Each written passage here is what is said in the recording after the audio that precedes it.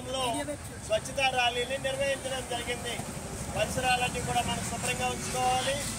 ఎక్కడైతే పరిసరాలు శుభ్రంగా ఉండవో అక్కడే అంటువ్యాధులు అనేవి వ్యాపిస్తాయనే విషయాన్ని గుర్తించుకుని మన పరిసరాలను పరిశుభ్రంగా ఉంచుకుందాం.